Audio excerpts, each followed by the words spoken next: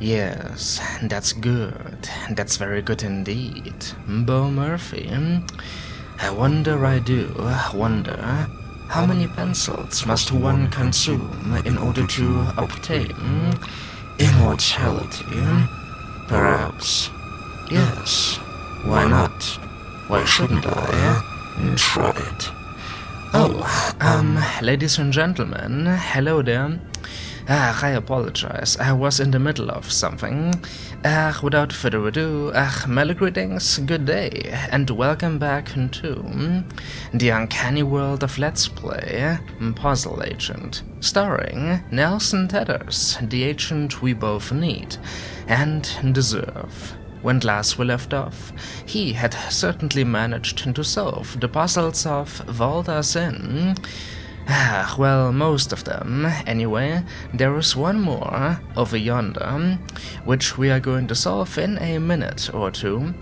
Also, he managed to successfully question the people currently present, among them the owner, Martha, as well as her puzzled patron, Bo Murphy, who has definitely seen too many puzzles in his days.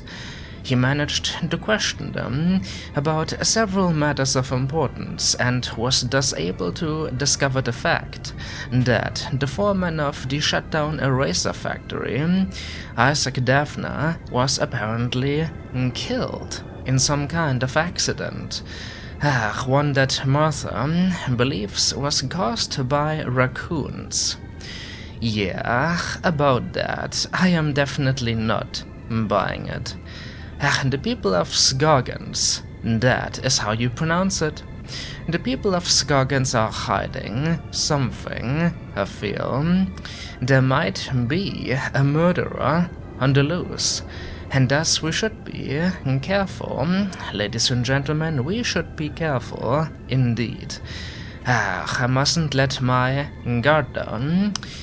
Wait a second, are those gums?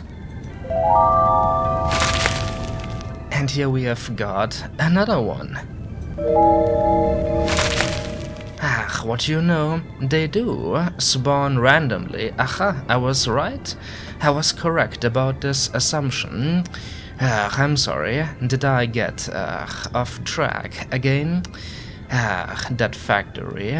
Well, soon enough, I say, quite soon, we are going to pay it a visit, thanks to the map given to us by Martha, in order to meet the local sheriff. I bet that is going to be another delightful conversation.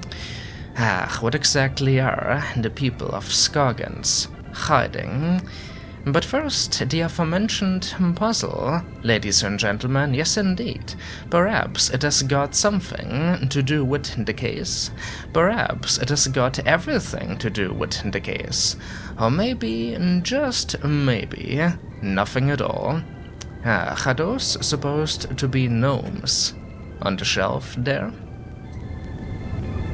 Well, these are interesting. Yeah, those are Scoggins gnomes. All the tourists love them. But I think one has gone missing. I swear I had 6 of them. I took a picture when I set it up, but I guess I lost it. I still have the film negative, though. Well, and here we go. The film negative, eh? Nothing that Nelson Tethers cannot solve. I bet. Here we are, the negative gnomes, get it? Because the G is silent and such, delightful. Just filled to the brim with bad puns this here experience. Now then, a ceramic gnome hasn't disappeared from the hotel display, but which gnome? Identify the gnome in Martha's photo negative that doesn't appear in the display. Like I said, yes indeed, like I predicted. It has got absolutely nothing to do with the case, but what does Nelson care?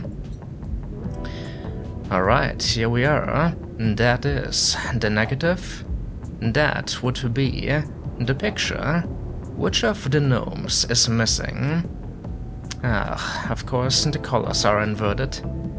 But wait a second. Something looks off about this. Was this picture taken from outside? I guess that makes sense, because somebody broke the glass, stole a gnome, I wonder. I don't think she mentioned anything about that a gnome might have gotten stolen. She just said it disappeared. What, do you believe it came to life and walked away? Actually, I shouldn't, make jokes like that, because within the confines of the Griggleverse, something like that might very well happen, and gnomes, they have appeared in it before, and they haven't been pleasant fellas. Alright, let us be careful. I am just going to study these for a second in silence. I'll be right back.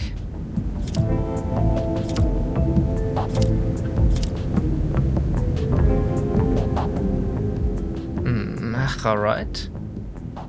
I guess the best manner of solving this right here would just be to check every single gnome, whether the gnomes from down below are present up above.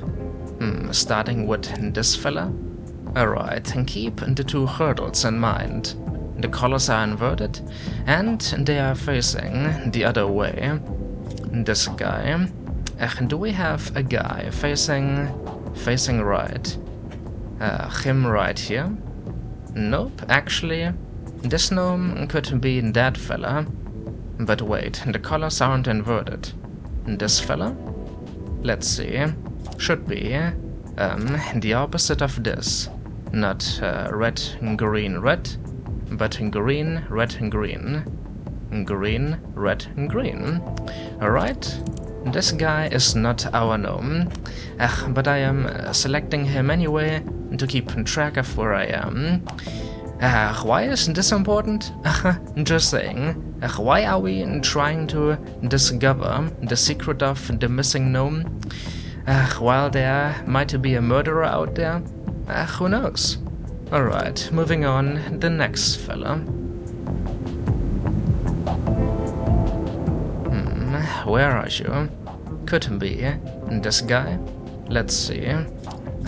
Red, green, red. Red, green, red. That isn't our gnome either. How about the third?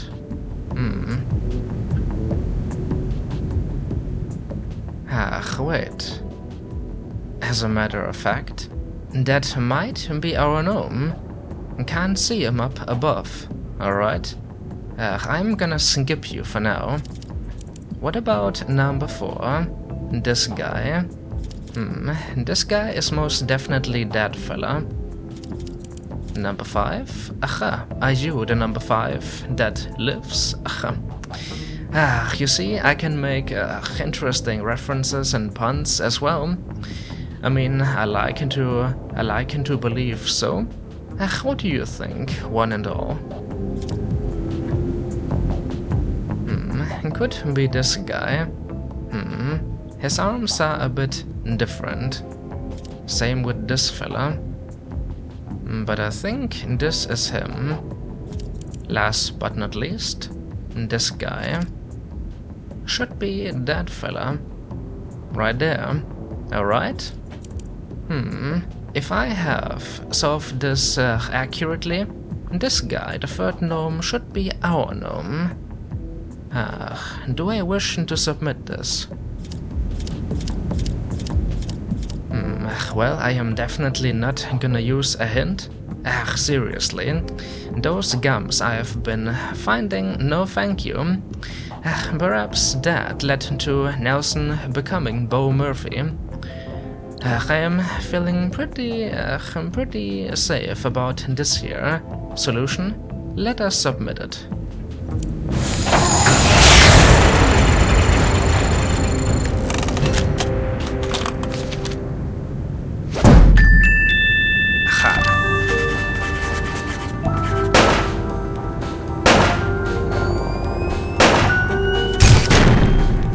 Beautiful, beautiful, just beautiful. What I always say upon solving a puzzle. Another 75,000 tax dollars well spent. And how exactly was it done? Thankfully not such a long explanation this time. The negative image is not only flipped, but the colors are inverted as well, of course. The missing gnome wears a green hat and faces left, but is pictured in the negative as facing right with a red hat. Beautiful. It is always a delight, discovering that the perfect solution, I guess, if you will, was exactly the solution I had in mind as well. Alright, moving on. Mustn't waste too much time here anymore. As much as I love Valdasin, there is a factory waiting for us. A case. Do not forget about that one. Well, one of your gnomes has most definitely run off. Oh my, wouldn't that be something? What the hell are you trying to say here? Looks like one definitely run off? Wouldn't that be something? What are you suggesting? Hopefully not that my assumption, my statement from earlier, couldn't end up being correct. I don't want it to end up being correct. Seriously. We don't need live gnomes. We don't need the supernatural. But I think it might happen at some point, because usually the Griggleverse, usually it always has something to offer concerning the supernatural. It rarely stays normal and sane. Suppose time is going to reveal the answers. Now then, I certainly had my fun here, but the time has come to say goodbye. Goodbye for now, friends. We'll meet again, I am sure.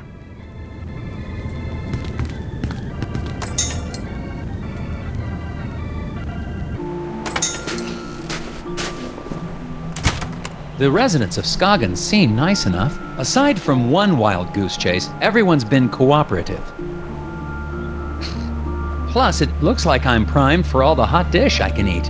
It remains to be seen if that's a good thing. I got a map from the hotel owner, so I'm heading over to the eraser factory. Agent Tethers out. Am I supposed to be saying that?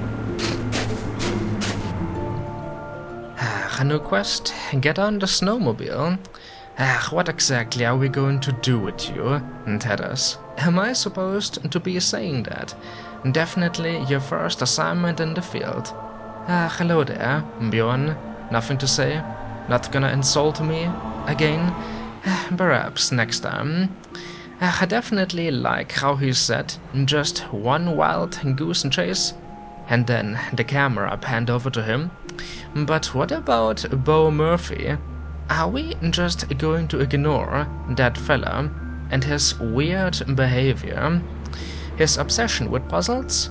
I suppose, for the time being. Very well then. It's your call, Nelson, your call, indeed. Now then.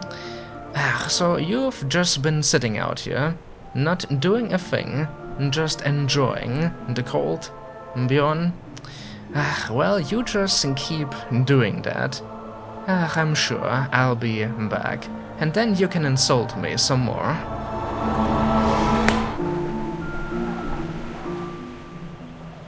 Oh my. And here we have got the map.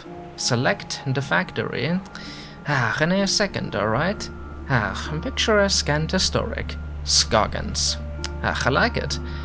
Finally, we are obtaining an idea of just how big this quaint town in the middle of nowhere happens to be. So here we have got Valdasin, alright? The factory is over yonder, across the river, eh? Well, definitely just as remote and isolated as the town itself. Whether that is a good thing or not remains to be seen as well. What else do we got? Over yonder to Scoggins farm. there's a lodge, a lonely, lonely lodge. Where a murderer could be hiding. Let us stay away from that one for now. Alright, going down the road, the sheriff's station. Ku Ntonka K-12 school. Interesting. The Three Forks. 2. Bloody hell. Should I try to pronounce this word? 2. Athabascan Woods. Let us stay away from the woods. I've got a bad feeling about those. The Moosier Diner. And last but not least, the Ice Fishing Huts. Alright. Definitely interesting. Definitely interesting. I wonder how many of these locations we are going to be visiting. Well, for now it is going to be the biggest of them all. The shutdown eraser factory. Time to get acquainted, ladies and gentlemen. Hopefully the sheriff is going to be there. And you better be careful now, Nelson. We don't know what is waiting for us.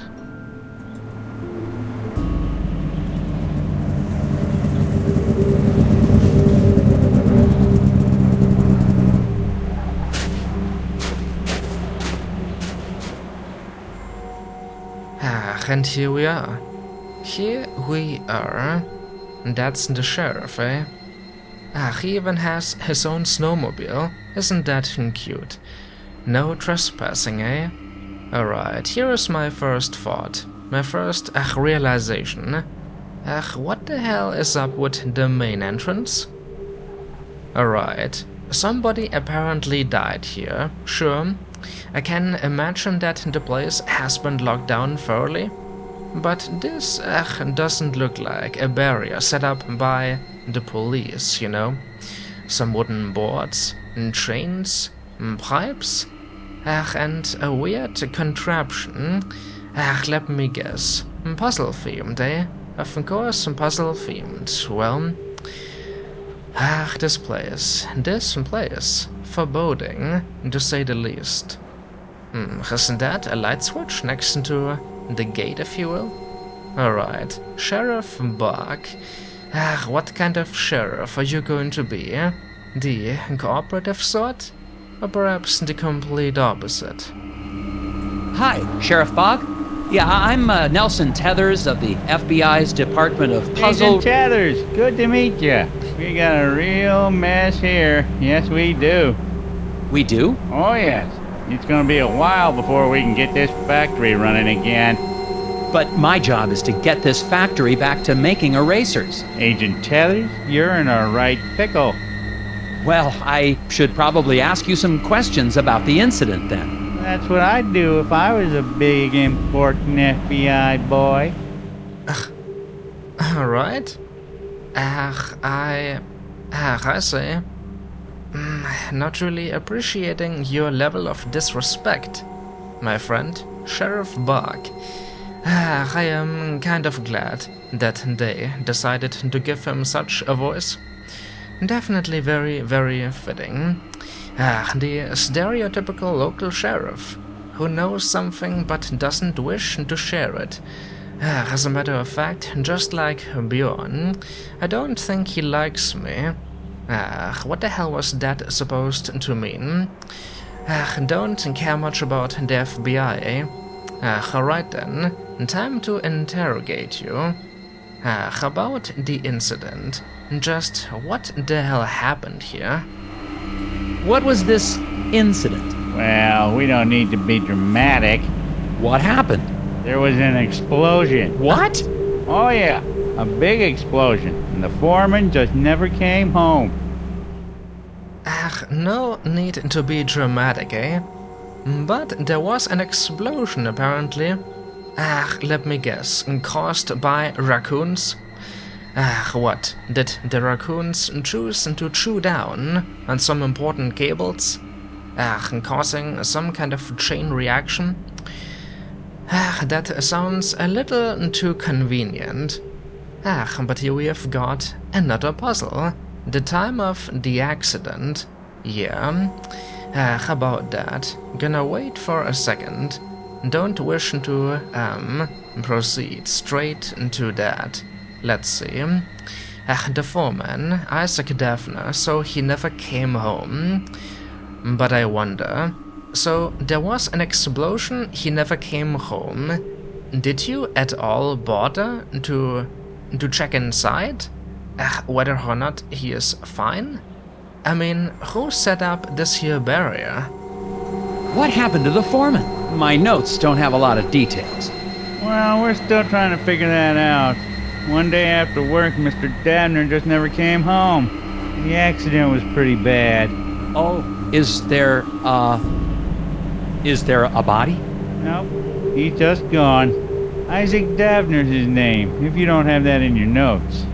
We don't even know if he died in that explosion? Won't be able to find that out till we find a way into the factory. What the hell are you talking about? First, we need to find a way into the factory? Who set this up? Why is there this weird contraption blocking the path? I'm sorry, could we talk about that? You don't know whether or not the foreman is actually dead. This is getting more and more mysterious by the second. The plot is certainly thickening. Let me ask, how the hell is the investigation going anyway? Did you even start a proper investigation? What did your investigation turn up? Not much. I can't figure out how to get past this lock. Well, that's because it's missing a piece. I can see that just by looking at it.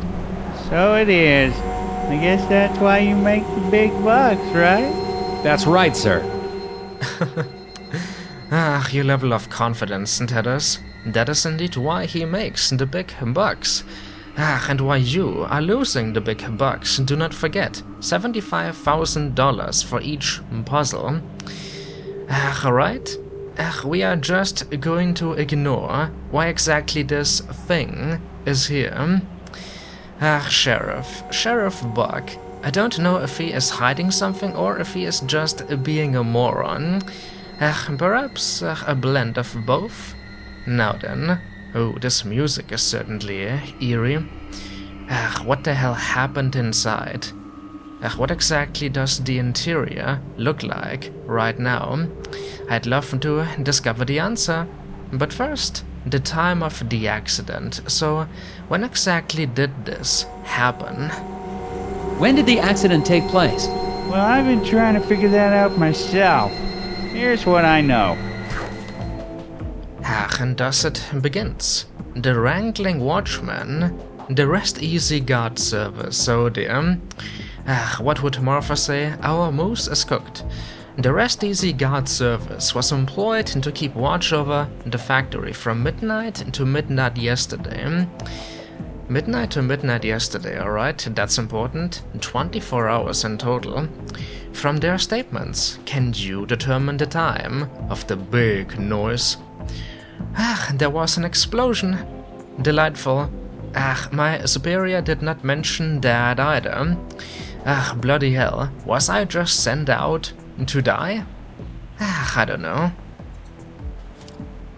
Alright, it's another one of these. We have got 4 statements, just like the wrestling tournament. Let's see. Bernie, oh boy, the frightened guy.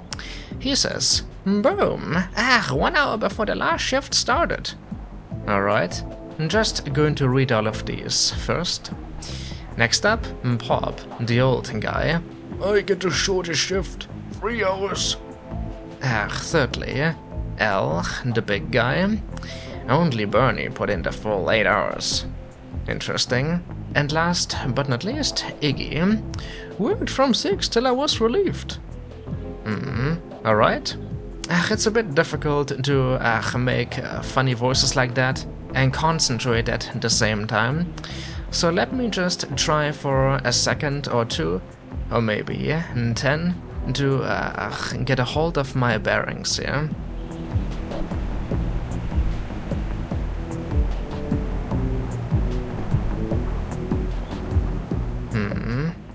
Now wait a second. This is a bit silly. but I have forgotten what my objective here is already. Like, what am I trying to determine? The time of the big noise. Alright. So I'm trying to figure out the exact hour. Oh dear.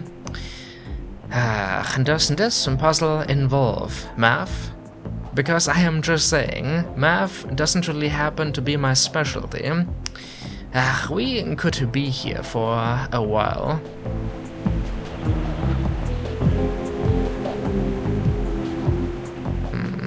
For a while indeed. Alright, I would say this right here. This statement happens to be quite significant. Boom, 1 hour before the last shift started. So this guy here, Bernie, he had the third shift of the bunch. The boom, it happened 1 hour before the last shift started.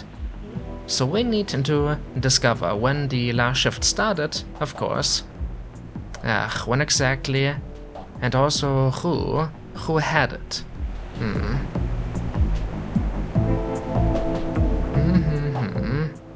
Iggy right here says, worked from 6 until I was relieved. That means somebody worked before him and also after him. And since Bernie had the third shift, yeah, he right here isn't our candidate either. These two are out. Leaving only Pop and L. One of these two had the last shift. But which one? Only Bernie put in the full 8 hours. That means these three worked less than 8 hours. Pop only worked 3 hours. The shortest shift. Alright. So both Bernie and Bob, they worked 11 hours in total, leaving 13, which need to be split among Al and Iggy. Worked from 6 till I was relieved. 6 AM or PM? A theory is starting to develop. The gears are once again rotating. But I have to test this. Let's see. Say for example that he right here, Bob, had the last shift. Alright. This is where the last shift ended. Of course, midnight. Going back 3 hours. 1, 2, 3. And then the third shift. Bernie. 1, 2, 3, 4, 5, 6, 7, 8. Now, Iggy worked from 6 until he got relieved. Alright. 1, 2, 3, 4, 5, 6, 7. Alright. If this theory here is correct, then he worked 7 hours, leaving only 6. And those 6 hours belong to Bernie. L. 1, 2, 3, 4, 5, 6. And that could be our work schedule. The first guy, the second, the third and the last. I am also kind of guessing that it would make sense, that the oldest of the bunch, of course he gets the shortest shift. Like, right before the end of it all, of the entire schedule. If I am correct about this, which hour would be ours? Boom, 1 hour before the last shift started. And that would be 1, 2, 3, 4. An hour before the last shift. There. Seriously? Seriously? I have to click that many times, come on. Making me work for it. Bloody hell. There. You don't actually click the hour, you just click the clock face, alright? Now, before I submit this, what other possibilities are there? Could be, of course, that their roles are reversed. But that wouldn't really make sense, because Iggy, he worked from 6. This guy, he only worked 3 hours. 1, 2, 3. That would still leave another 3. I suppose I could explain this in a better fashion if I were to write this down. But I am liking my solution. I guess in case of an absolute emergency I could use a hint. Oh no. But this sounds pretty accurate in my head. As a matter of fact, if this ends up being correct, I am gonna feel a little proud. It is never a simple task to dissect a bunch of statements on the fly. Because like I mentioned last time, I am not really that decent at both solving puzzles and explaining them at the same time. Usually I would just shut up, you know, and then try to think about it for a couple of minutes and then come up with the solution. Thus, this is basically an additional challenge on top of the challenge in front of us. But I do feel that this right here is the correct hour. It happened at 8. Yes indeed, 8 p.m. The hour of the big noise. Alright. Is that something we can work with? Maybe. Alright, here goes nothing. Can I maintain my winning streak is the question.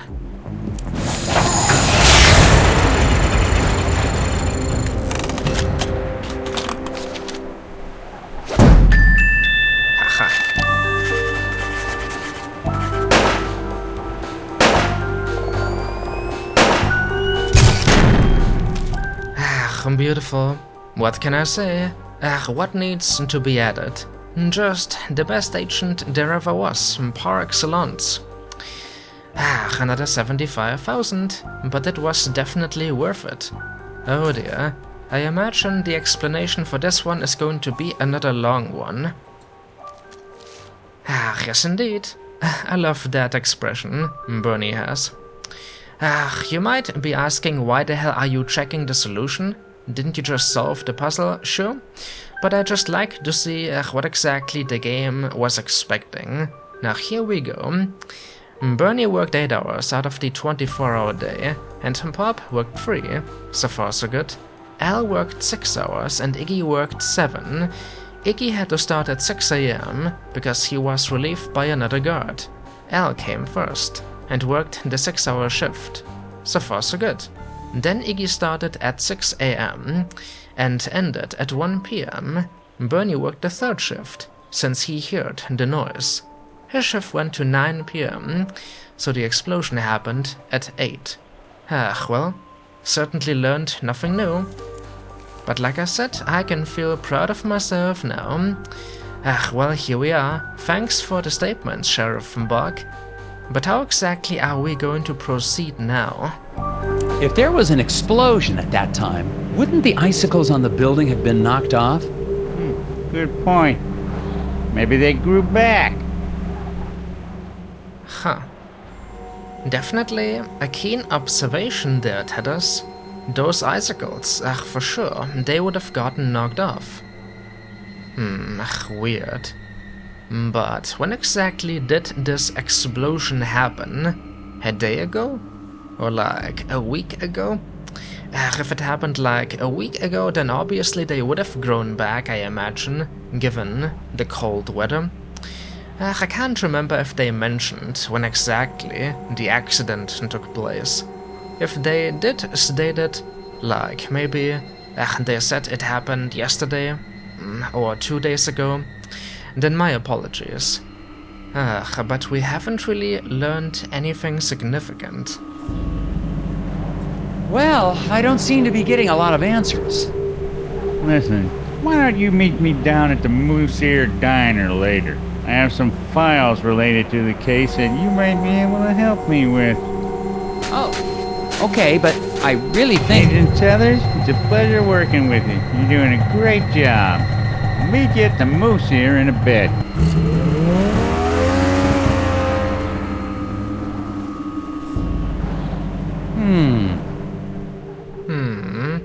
Those angry eyebrows. Exactly. That sheriff is definitely hiding something. Weird. Couldn't he have given the evidence to me here? Instead of making me wait? I bet later he is going to say something along the lines of, listen here, Tethers. We don't like curious foreigners, especially Asians, snooping around in our affairs.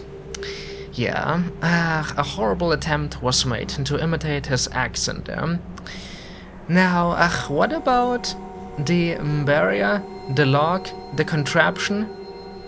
Who the hell set this up? The murderer? I am feeling so confused. How can you just ignore the elephant in the room like that? There is another gum. A gum stuck into the wall of the factory. Probably frozen solid. But do not forget, when Tethers needs to concentrate, he is willing to chew any sort of gum. Since I do not really wish to use these, I wonder how big our stack is going to become eventually. Now, about this here mechanism, as Tethers already stated, there is apparently a gear missing. Now, where exactly could this gear be found? Interesting. Out at the eraser factory. The doors to the factory are very locked. Some sort of custom-built contraption has got this place locked up tighter than Fort Knox. The device seems damaged, though. It seems to be missing a piece. Can you really call it damage then? If a piece is simply missing? I would say it is just, incomplete. But whatever. At least he, made it sound a little ominous. Yeah, this place is certainly locked up tightly. But why? The sheriff doesn't know? Nobody knows? Well, Martha, I doubt that raccoon set this up. Yeah. That raccoon subplot, if you will, is growing more and more unlikely by the second. But no trespassing, no trespassing. I am not liking this. Not liking this at all.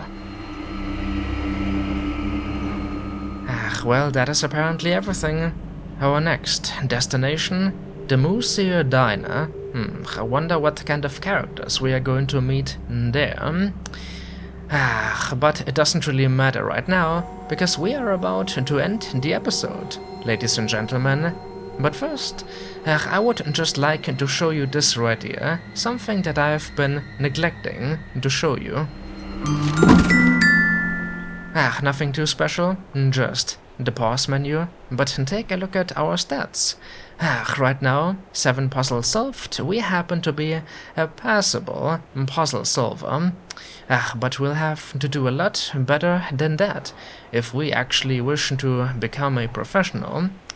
Just look at the amount of taxpayer cost right there. That's amazing, isn't it? And how many puzzles do we got left to solve, as you can see right here? Definitely a ton. I imagine that these down below, these right here, are supposed to be the optional puzzles. Some left of those? But way more left of the mandatory ones. Yeah, this journey is definitely not going to become the longest journey in the world, but it also isn't going to be over anytime soon.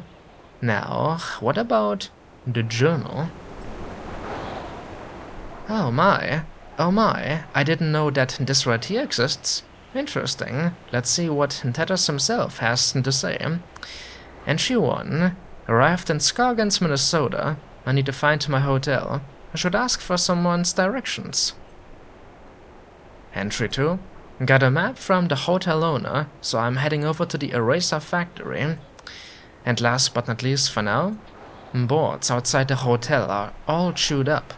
Don't know why I'm recording this, or rather, reporting that. Interesting. Nothing about the factory yet, but the boards. Is that going to end up being important? Chewed up boards. Raccoons. I am definitely loving how the game is kind of subtly trying to convince me that raccoons might be the culprits here. Just how intelligent are these raccoons supposed to be?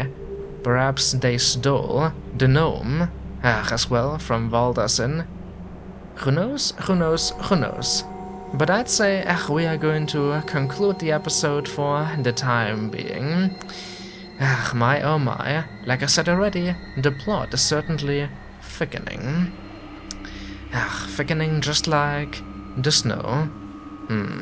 It isn't too late to leave, you know. Nelson, isn't too late at all. I mean, think about the case of Jack Walters, yes indeed, and talking about Call of Cthulhu again, the dark corners of the earth. That guy, he also had plenty of opportunities to just stop his investigation, exploring the town of Innsmouth. He had so many opportunities to leave, but no, alas, he did not. And eventually nighttime arrived, and then the locals decided to descend upon him. Nelson, it isn't too late yet. Not too late. Ladies and gentlemen, I hope that you enjoyed. My name has been TheShadowCookie, and until next time, until then, the Museum Diner. Fun awaits us all. Fun awaits us for sure. I wonder if the hot dishes there are better than those that Martha wishes to provide us with. I wonder.